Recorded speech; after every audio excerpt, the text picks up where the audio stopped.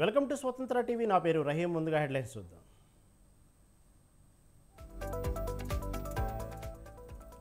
రైతు బీమాలాగే గల్ఫ్ కార్మికులకు ప్రత్యేక బీమా, 5 లక్షల ఇన్సూరెన్స్ కల్పిస్తామన్న రేవంత్.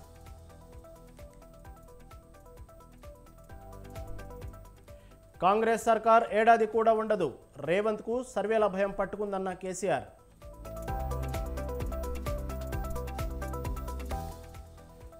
భద్రాది రాములోరి కళ్యాణం లైవ్కు ఈసీ అనుమతి, ఈ నెల 4న విధించిన ఆంక్షలను ఎత్తివేసిన ఈసీ.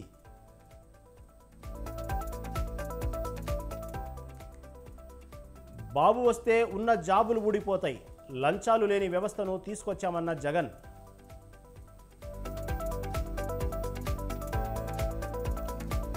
చంద్రబాబు బెయిల్ రద్దు పిటిషన్పై విచారణ వాయిదా, స్కిల్ కేసులో మే 7న వాదనలు వింటామన్న సుప్రీం.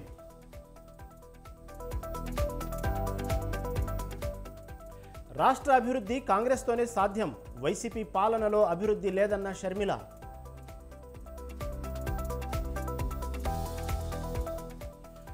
ఛత్తీస్గఢ్ ఎన్కౌంటర్లోకి 29కి చేరిన మృతుల సంఖ్య, మృతుల్లో మావోయిస్టు కీలక నేతలు.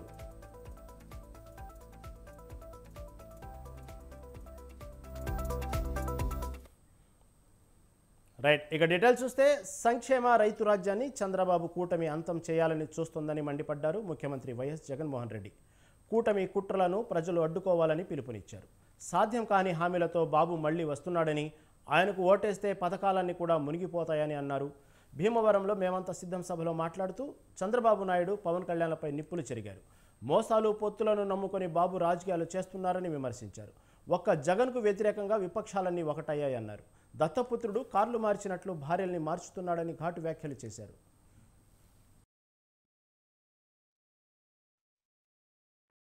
14 ఏళ్ళు ముఖ్యమంత్రిగా ఉన్నా కూడా ఆయన పేరు చెబితే ఏ పేదవాడికి కూడా ఆయన చేసిన మంచి ఒక్కటంటే ఒక్కటి కూడా గుర్తుకు రాదు. కాబట్టి ఈ పెద్ద మనిషి చంద్రబాబు నాయుడు గారు తన బ్రతుకంతా కూడా, తన జీవితం అంతా కూడా ఈ మాదిరిగా మోసాలు, అబద్ధాలు, కుట్రలు, వెన్నుపోట్లతో, పొత్తులతో రాజకీయాలు చేస్తా ఉన్నాడు. జనం మద్దతు లేని ఈ చంద్రబాబు, ఒక దత్తపుత్రుడు, ఒక బీజేపీ, ఒక కాంగ్రెస్, వీరందరితో పాటు కుట్రలు, వీరి మోసాలు, ఇతర పార్టీల్లో ఈ చంద్రబాబు పెట్టుకున్న కోవట్టులు, వ్యవస్థల్లో ఉన్న వీరి మనుషులు, ఇంతమంది కలిసి ఒక్క మీ జగన్ మీద, ఇప్పుడు మన రాష్ట్రం క్లిష్ట పరిస్థితిలో ఉందన్నారు హిందూపురం ఎమ్మెల్యే బాలకృష్ణ. ఈ ఎన్నికలు రాష్ట్ర భవిష్యత్తుకు సంబంధించినవన్నారు. జగన్ ఒక నియంతలా పాలన సాగించాడని విమర్శించారు. ఇంకా జగన్ ఆటలు సాగవని ప్రజలు బుద్ధి చెబుతారని హెచ్చరించారు. రాష్ట్రాన్ని గట్టెక్కించాలంటే చంద్రబాబు వల్లే సాధ్యమన్నారు. దీంట్లో మీరు తెలుసుకోవాల్సింది ఏంటంటే, మీకు అభివృద్ధి కావాలా, అరాచకం కావాలా, లేకపోతే మీకు సంక్షేమం కావాలా, విధ్వంసం కావాలా, మీకు సుపరిపాలన, సమర్థమైన పాలన కావాలా, లేకపోతే రాక్షస పాలన కావాలా, లేకపోతే మీకు స్వర్ణ యుగం కావాలా, చీకటి రాజ్యం కావాలా, మీకు కూల్చడాలు కావాలా, కట్టడాలు. రాష్ట్రాన్ని 10 ఏళ్లుగా బాబు జగన్లు మోసం చేశారన్నారు పీసీసీ చీఫ్ వైఎస్ షర్మిల. ఇద్దరిలో ఒక్కరు కూడా రాష్ట్ర హక్కుల కోసం పోరాటం చేయలేదని మండిపడ్డారు. ప్రత్యేక హోదా రాష్ట్రానికి సంజీవని లాంటిదని, హోదా వచ్చి ఉంటే రాష్ట్రంలో వేల సంఖ్యలో పరిశ్రమలు వచ్చేవని షర్మిల అభిప్రాయపడ్డారు. రాష్ట్రానికి కనీసం రాజధాని కూడా లేదని ఆవేదన వ్యక్తం చేశారు. టీడీపీ వైసీపీకి ఓటేస్తే బీజేపీకి వేసినట్లేనని షర్మిల అన్నారు.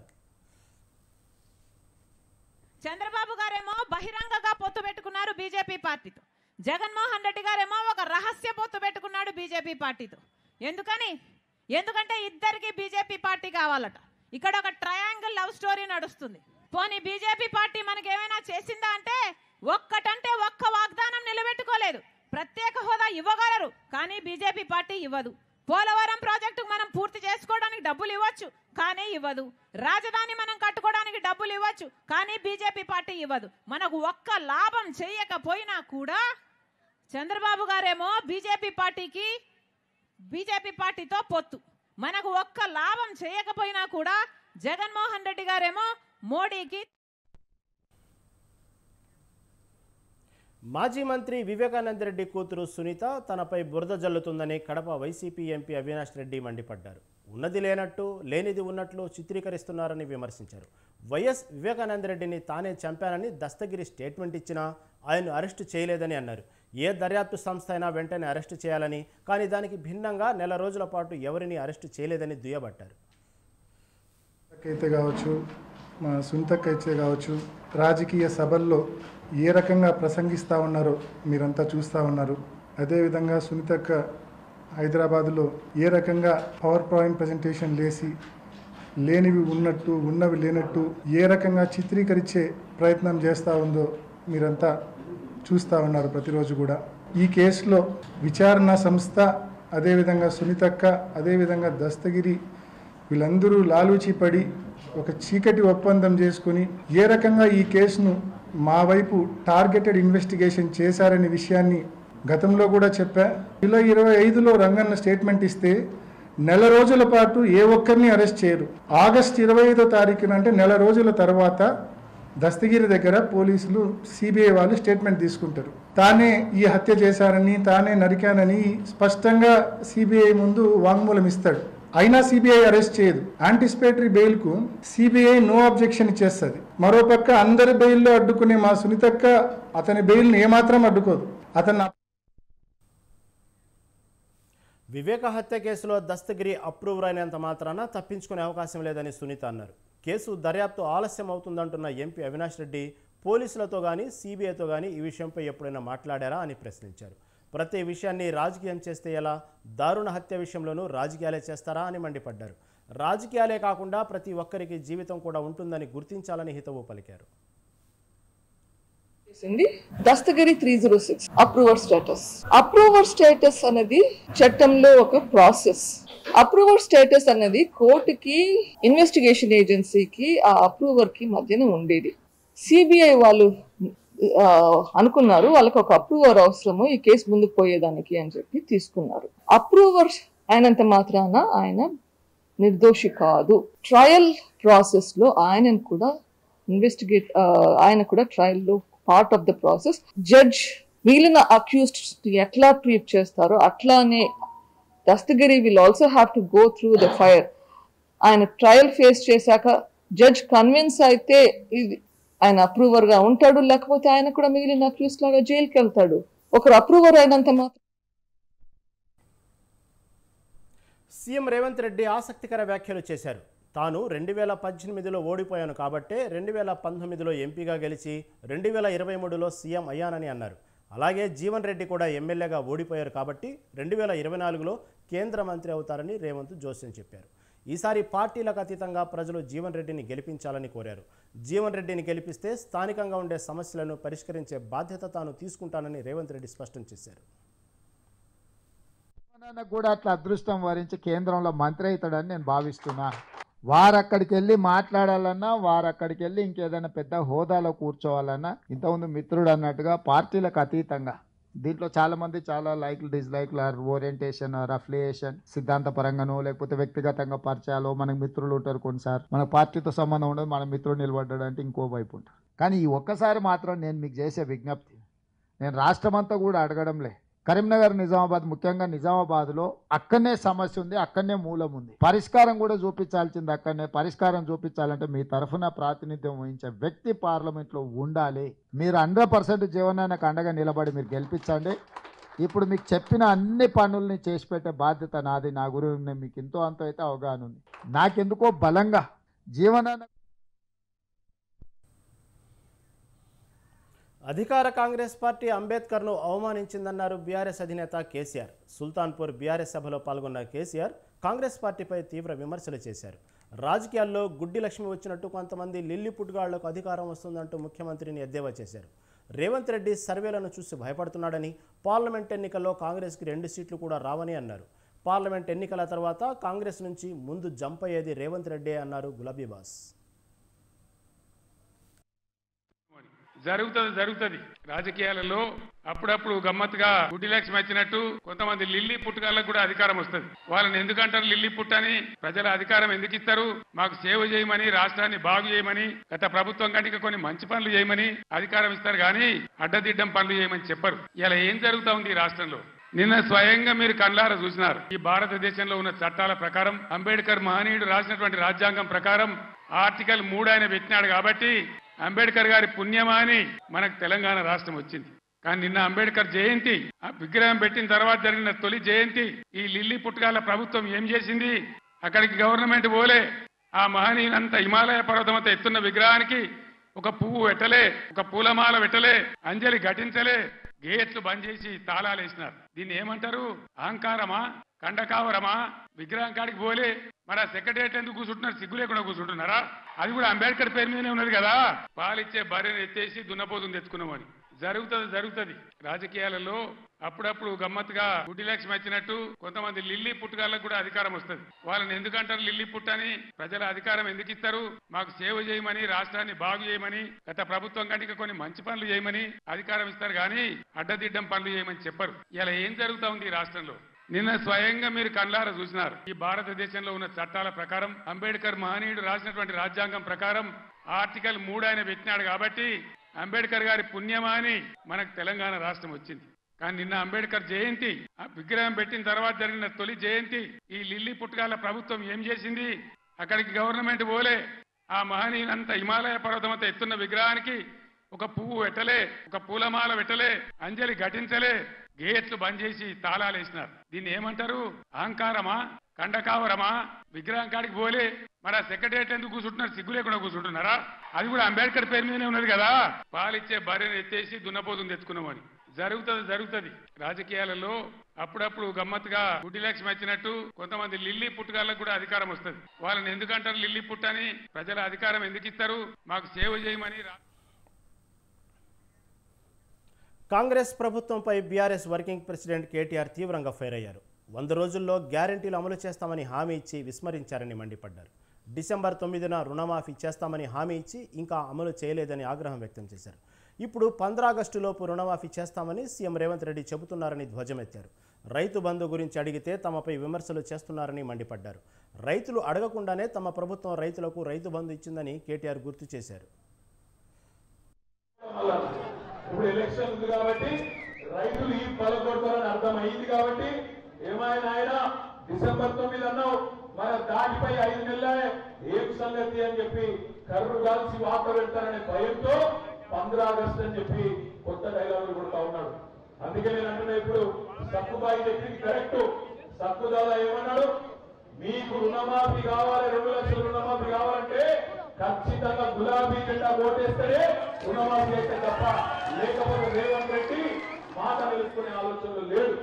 మీకు 2500 రూపాయలు కావాలన్నా, ముసలిలకు 4000 రూపాయలు ఇస్తారన్న మాట నిజం కావాలన్నా, 2 లక్షల రుణమాఫీ ఖచ్చితంగా జరిగి తీరాలన్నా కాంగ్రెస్ కు కర్రు కాల్చి వార్త పెడితేనే, సురుకు పెడితేనే, మనకు ఓటేస్తేనే అక్కడ బండి కదులుతుంది తప్ప, లేకపోతే మాత్రం రేవంత్ రెడ్డి ఇచ్చిన ప్రతి హామీని ఎత్తగొట్టుడు కూడా ఖాయం.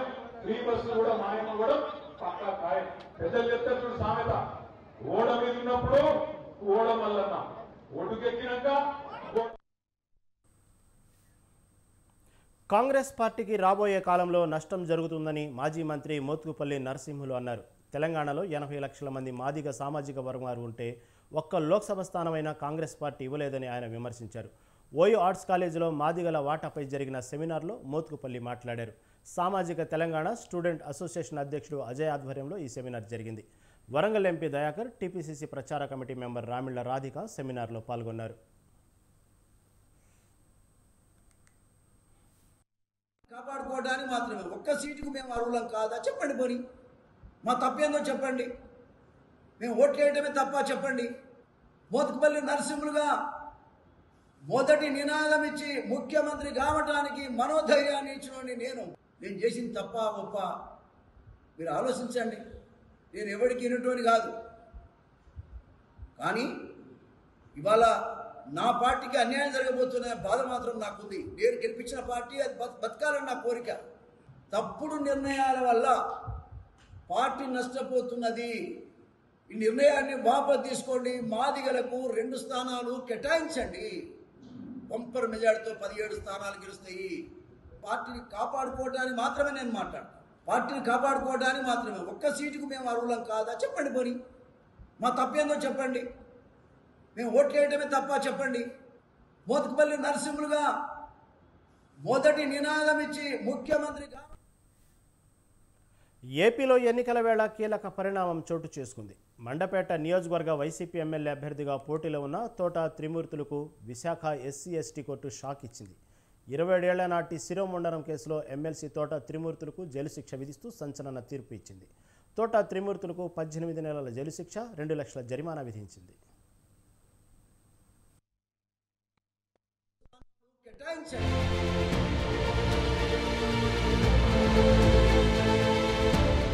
1996 డిసెంబర్ 29 రామచంద్రపురం మండలం వెంకటాయపాలెంలో దళిత యువకులకు ఘోర అవమానం జరిగింది. అప్పట్లో ఎమ్మెల్యేగా తనకు వ్యతిరేకంగా వ్యవహరించారనే కారణంతో 5గురు దళితుల్ని హింసించారని తోట త్రిమూర్తులపై ఆరోపణలు ఉన్నాయి. ఇందులో 2కి గుండు కొట్టించి కనుబొమ్మలు గీయించారు. ఈ ఘటన రాష్ట్ర వ్యాప్తంగా తీవ్ర కలకలం రేపింది.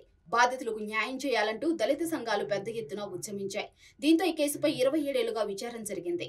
బాధితుల్లో వెంకట్రమణ అనే వ్యక్తి మృతి చెందగా మిగతా 4 తమకు న్యాయం చేయాలని పోరాటం చేస్తున్నారు. ఈ ఘటనలో మొత్తం 24 మంది సాక్షులుగా గుర్తించారు. వారిలో 11 మంది మృతి చెందారు.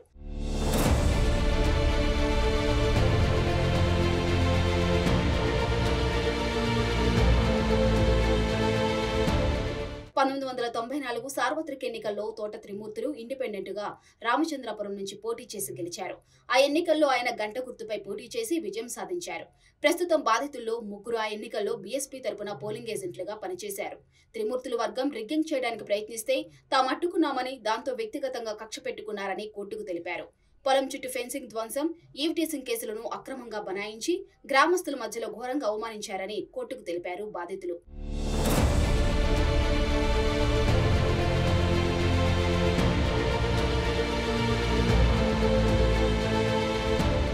తోట త్రిమూర్తులు మాత్రం గ్రామ పెద్దల మధ్య జరిగిన పంచాయతీ అని, తనకు సంబంధం లేదని చెబుతూ వస్తున్నారు. దీంతో ఈ కేసు విచారణ హైకోర్టు వరకు వెళ్లింది. అయితే బాధితులు దళితులు కారని, మతం మార్చుకున్నారని కొన్నాళ్లు చర్చ జరిగింది. చివరికి హైకోర్టు వారికి కుల ధృవీకరణ పత్రాలు సమర్పించాలని ఆదేశించింది. చివరికి తోట త్రిమూర్తులకు శిక్ష విధిస్తూ కోర్టు తీర్పు ఇచ్చింది. అయితే 2 ఏళ్ల కంటే తక్కువ జైలు శిక్ష పడటంతో ఆయన ఎన్నికల్లో పోటీకి ఎలాంటి ఇబ్బందులు ఉండకపోవచ్చని తెలుస్తుంది.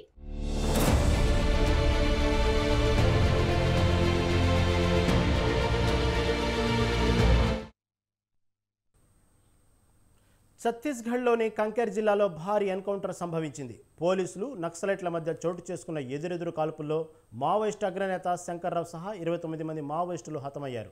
శంకర్పై 25 లక్షల రివార్డు కూడా ఉంది. ఈ కాల్పుల్లో 2 సెక్యూరిటీ సిబ్బంది కూడా గాయపడినట్టు కంకేర్ ఎస్పీ ఐకే ఎలెసలా తెలిపారు. ఘటనా స్థలి నుంచి 7 AK-47 rifles, 3 light machines guns స్వాధీనం చేసుకున్నారు. बिनागोंडा कोरगुटा इलाके में प्रतिबंधित एवं गैरकानूनी सीपीएम महोदय संगठन की सीनियर डीवीसी कैडर्स का उपस्थिति का आसूचना पर डीआरजी कांकेर एवं बीएसएफ का बल अभियान के लिए रवाना किए गए थे। सर्चिंग के दौरान बिनागोंडा कोरगुटा इलाके में माओवादी एवं सुरक्षा बल के बीच में मुठभेड़ हुई। सर्चिंग में अब तक कुल 29 माओवादी कैडर के डेड बॉडी रिकवर किए गए थे। AK-47 इंसास SLR कार्बाइन 303 एवं काफ़ी बड़ी संख्या में अन्य आर्म्स अम्युनिशन भी घटनास्थल से रिकवर किए गए थे। मुठभेड़ में हमारे 3 जवान जो घायल हुआ उनका स्थिति अभी आउट ऑफ डेंजर है और उन्हें बेहतर इलाज के लिए हायर सेंटर रेफर किए गए थे। अभी भी आसपास इलाका में रीइंफोर्समेंट टीम द्वारा सर्चिंग की जा रही है। सर्चिंग के उपरांत डिटेल నెల రోజుల వ్యవధిలో తెలంగాణ సరిహద్దు ప్రాంతాల్లో 4 ఎన్కౌంటర్లు జరిగాయి. మావోయిస్టుల ఏరివేతకు బలగాలు ఇదే మంచి కాలంగా భావిస్తున్నాయి. అనుమానిత ప్రాంతాల్లో నెల రోజుల్లో 4 ఎన్కౌంటర్లు. ఆకుల్లా రాలిపోతున్న ఉద్యమకారులు. అసలు అడవిలో ఏం జరుగుతుంది? మావోయిస్టులకు కలిసిరాని కాలం. ఆకుల్లా రాలిపోతున్న ఉద్యమకారులపై స్వతంత్ర టీవీ ప్రత్యేక కథనం.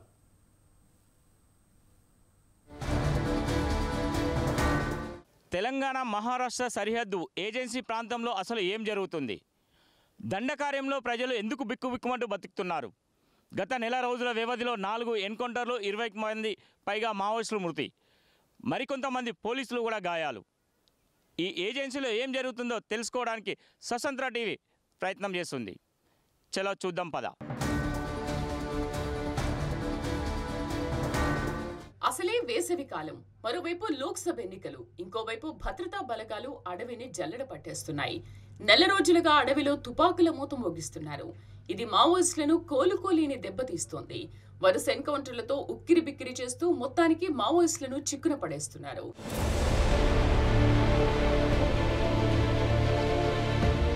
నెల రోజుల వ్యవధిలో తెలంగాణ సరిహద్దు ప్రాంతాల్లోని మహారాష్ట్ర, ఛత్తీస్గఢ్ లో 4 ఎన్కౌంటర్లు జరిగాయి. ఎండాకాలం వచ్చిందంటే చాలు మావోయిస్టులకు గడ్డుకాలం మొదలైనట్టే. ఆకురాలే కాలాన్ని అనుకూలంగా మార్చుకుని భద్రతా సిబ్బంది వేట మొదలు పెడుతుంటారు. అందులో ఎన్నికల సీజన్ కూడా కలిసొచ్చింది.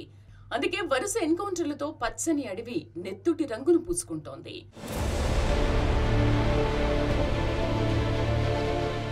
మావోయిస్టులను అంతమొందించడానికి భద్రతా బలగాలు వేసవిని ఉపయోగించుకుంటున్నాయి. దీనికి తోడు ఆధునిక టెక్నాలజీ కూడా వారికి మరింత సాయం చేస్తోంది. గూగుల్ మ్యాప్, శాటిలైట్, డ్రోన్ల వ్యవస్థతో గోదావరి పరివాహక ప్రాంతంలో ఉన్న మావోయిస్టులపై ఉక్కుపాదం మోపుతున్నారు. అందుకే ఆకు రాలుతున్నట్టు మావోయిస్టులు నేల రాలుతున్నారు. వేసవికాలం మావోయిస్టులకు కలిసిరాని కాలం. పచ్చని అడవులు, షెల్టర్ జోన్లు, అడవి ఎంత పచ్చగా ఉంటే మావోలు అడవుల్లో అంత బలంగా ఉంటారు. వేసవి కాలంలో పచ్చని అడవి ఆకురాల్చి ఎడారిగా మారుతోంది. దీంతో మావోలకు సురక్షితమైన షెల్టర్ జోన్లు లేకుండా పోతాయి. మావోలు ఎక్కువగా నీటి మీద ఆధారపడి ఉంటారు. వేసవి కాలం కావడంతో అడవుల్లో నీటి కుంటలు, చెలిమలు ఎండిపోతాయి. దీంతో మావోయిస్టులు గోదావరి పరివాహక ప్రాంత వాగుల వెంట రాక తప్పదు. అంతేకాకుండా సేఫ్ జోన్లకు వెళ్లడానికి రాష్ట్రాల సరిహద్దులు దాటాల్సి వస్తోంది. మావోయిస్టుల ఏరివేతకు ఎండాకాలం అనువైందిగా కేంద్ర రాష్ట్ర బలగాలు భావిస్తున్నాయి. ఈ నేపథ్యంలోనే మహారాష్ట్ర, ఛత్తీస్గఢ్, తెలంగాణ సరిహద్దు ప్రాంతాల్లో జల్లెడ పడుతున్నారు. కూంబింగ్ తో పాటు శాటిలైట్, 3 రాష్ట్రాల్లోని గోదావరి వెంట గూగుల్ మ్యాప్లతో మావోయిస్టుల ఏరివేత జరుగుతోంది. అన్ని కలిసొచ్చి పైచేయి సాధిస్తున్నాయి పోలీస్ బలగాలు. ఇందుకు నెల రోజుల్లో జరిగిన ఎన్కౌంటర్లే నిదర్శనంగా చెప్పవచ్చు. మార్చి 19న మహారాష్ట్ర గడ్చిరోలి జిల్లాలో జరిగిన ఎన్కౌంటర్లో 4 మావోయిస్టులు మృతి చెందారు. తెలంగాణ నుంచి మహారాష్ట్ర బీజాపూర్లోని ప్రాణహిత నది దాటే సమయంలో పోలీసులకు, మావోయిస్టులకు మధ్య ఎదురుకాల్పులు జరిగాయి. మార్చి 27న ఛత్తీస్గఢ్లో భారీ ఎన్కౌంటర్ జరిగి 6 మావోయిస్టులు మృతి చెందారు. బాసగూడ పోలీస్ స్టేషన్ పరిధిలోని బీజాపూర్, సుక్మా సరిహద్దు ప్రాంతంలోని చిపుర్భట్టి ప్రాంతంలో ఎదురుకాల్పులు జరిగి ఒక డిప్యూటీ కమాండర్ సహా 6 మావోలు మృతి చెందారు. ఏప్రిల్ 2న ఛత్తీస్గఢ్ బీజాపూర్ జిల్లా కోర్చోలి అడవుల్లో తెల్లవారుజామున జరిగిన ఎదురుకాల్పుల్లో 13 మంది మావోయిస్టులు మృతి చెందారు. మావోయిస్టుల ఏరివేతలో భాగంగా కూంబింగ్ ఆపరేషన్ నిర్వహిస్తున్న క్రమంలో కాల్పులు జరిగాయి. ఈ ఘటనలో పోలీసులు ఆధునిక ఆయుధాలు స్వాధీనం చేసుకున్నారు. గత వారం కూడా అడవుల్లో తుపాకీ మూతలు మోగాయి. తెలంగాణ, ఛత్తీస్గఢ్ సరిహద్దుల్లో ఎదురుకాల్పులు జరిగాయి. ఈ ఎన్కౌంటర్లో 3 మావోయిస్టులు మృతి చెందారు. ములుగు జిల్లా కర్రెగుట్టలు, ఛత్తీస్గఢ్లోని కాంకేర్ పరిధిలో ఉన్న అటవీ ప్రాంతంలో పోలీసులు కూంబింగ్ చేస్తున్న క్రమంలో భద్రతా బలగాలకు, మావోయిస్టులకు మధ్య కాల్పులు జరిగాయి. ఈ కాల్పుల్లో 3 మావోయిస్టులు మృతి చెందారు. ఘటనా స్థలంలో AK-47తో పాటు 3 తుపాకులు, పేలుడు పదార్థాలు స్వాధీనం చేసుకున్నట్లు పోలీసులు చెప్పారు.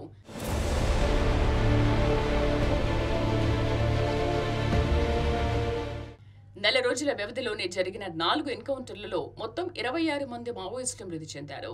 ఈ ఎన్కౌంటర్లు నీటి పరివాహక ప్రాంతాలతో పాటు ఉదయం సమయాల్లో జరిగినట్లు తెలుస్తోంది. ఎన్కౌంటర్లలో చనిపోయిన వారిలో యువతే ఎక్కువగా ఉన్నారు. ఎండాకాలం మావోయిస్టులను కోలుకోలేని దెబ్బతీస్తోందని స్పష్టంగా అర్థమవుతోంది.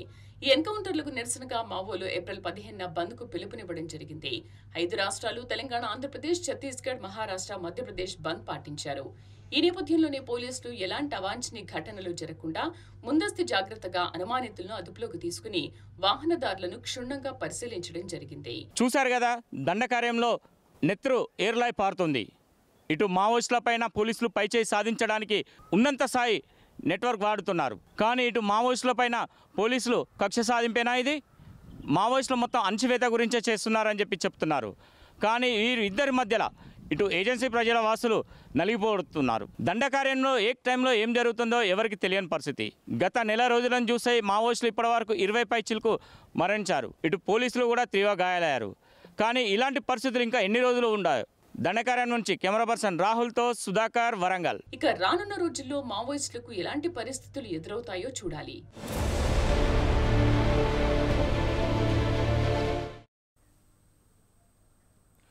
దక్షిణాది అయోధ్యపురిగా పేరొందిన భద్రాచలం శ్రీరామనవమి వేడుకలకు ముస్తాబవుతుంది. జానకిరాముని కళ్యాణ మహోత్సవాన్ని అంగరంగ వైభవంగా జరిపించేందుకు ముమ్మరంగా ఏర్పాట్లు సాగుతున్నాయి. ఇక ఈ ఉత్సవాన్ని కనులారా తిలకించేందుకు భక్తులు లక్షలాదిగా దేశం నలుమూలల నుంచి తరలి రానుండటంతో వారికి ఎలాంటి ఇబ్బందులు తలెత్తకుండా ఏర్పాట్లను నిమగ్నమయ్యారు అధికారులు.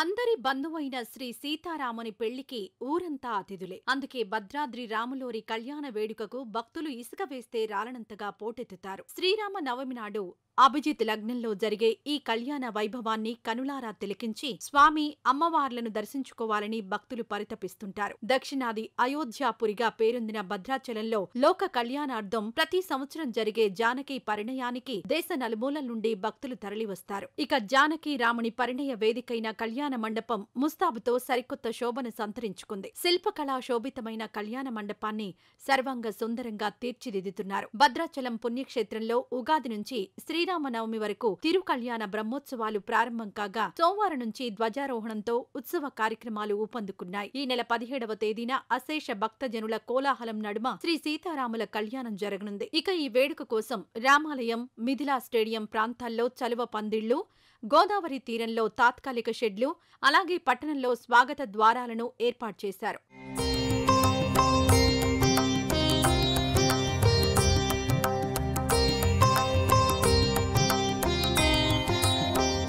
శ్రీ సీతారామచంద్రస్వామి పరిణయ వేడుక కోసం నిర్మించిన కళ్యాణ మండపం ఓ శిల్పకళా తోరణం. ఆనాడు రామదాసు చేయించిన ఆభరణాలతోనే ఇప్పటికీ పెళ్లి జరగడం ఓ ఆచారం. రామయ్యకు పట్టు వస్త్రాలు, ముత్యాల తలంబ్రాలతో వివాహం జరిపించాలనేది అప్పటి తానిషా శాసనం. ఆనాటి శాసనాలు నేటికి అమలు కావడం విశేషం. అయితే ఈ కళ్యాణానికి ముందు ఉదయం 8:30 సమయంలో గర్భగుడిలోని మూల వరులకు కూడా కళ్యాణ తంతు నిర్వహించడం భద్రాచలం పుణ్యక్షేత్రంలో ప్రత్యేకత. ఈ తంతు ముగిసిన తర్వాతే ఉత్సవ మూర్తులను ప్రధాన ఆలయం నుంచి మిథిలా స్టేడియంకు తీసుకొచ్చి భక్తుల నడుమ కళ్యాణం నిర్వహిస్తారు. ఇక పరిణయ కళ్యాణ మండపం 1960లో నిర్మించబడింది. సుప్రసిద్ధ శిల్పాచార్యులు ఎస్ఎం గణపతి స్థపతి నేతృత్వంలో ఈ నిర్మాణం జరిగింది. తమిళనాడులోని దిండవనం గ్రామం నుంచి ఆకుపచ్చ ధాతు రాయిని, భద్రాచలం సమీపంలోని తాటాకులగూడ నుంచి నల్ల రాయిని ఈ మండప నిర్మాణంలో వినియోగించారు.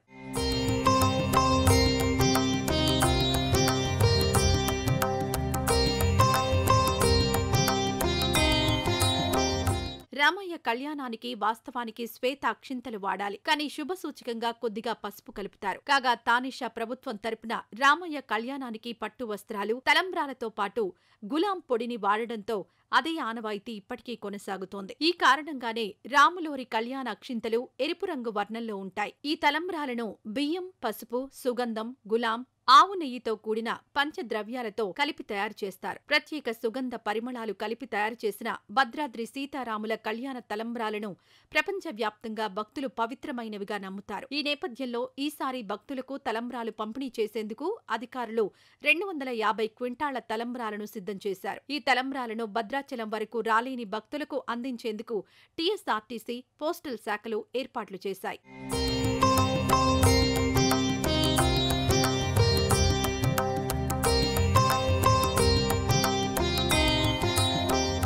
మరోపక్క సీతమ్మకు ధరింపజేసే మంగళసూత్రం కూడా ప్రత్యేకమే. పుట్టిల్లు, మెట్టిల్లు వారి పుస్తలతో అందరికీ 2 మంగళసూత్రాలుంటాయి. కానీ భద్రాచలం పుణ్యక్షేత్రంలో సీతమ్మకు 3 మంగళసూత్రాలను ధరింపజేస్తారు. పుట్టినిల్లు జనక మహారాజు తరపున ఒకటి, మెట్టినిల్లు దశరథ మహారాజు తరపున మరొకటి. ఈ 2 సూత్రాలతో పాటు భక్త రామదాసు భక్తుల తరపున చేయించిన మరో సూత్రాన్ని కలిపి సీతమ్మ వారికి 3 మంగళసూత్రాలను ధరింపజేస్తారు. కేవలం ఒక్క భద్రాచలంలో మాత్రమే ఈ ప్రత్యేకత ఉంది. ఇక శ్రీరామనవమి సందర్భంగా సీఎం రేవంత్ రెడ్డి ప్రభుత్వం తరపున పట్టు వస్త్రాలు, ముత్యాల తలంబ్రాలు అందించనున్నారు. అయితే ఎన్నికల కోడ్ నేపథ్యంలో ముఖ్యమంత్రి రాకపై సందేహం నెలకొంది. సీఎం సహా మంత్రులు, వీఐపీలు రాములోరి కళ్యాణ వేడుకకు విచ్చేయనుండడంతో పోలీసులు భారీ భద్రతా ఏర్పాట్లు చేస్తున్నారు. మావోయిస్టు ప్రభావిత ప్రాంతం కావడంతో నిఘా వ్యవస్థను పటిష్టం చేసి భద్రతపై ప్రత్యేక చర్యలు తీసుకుంటున్నారు.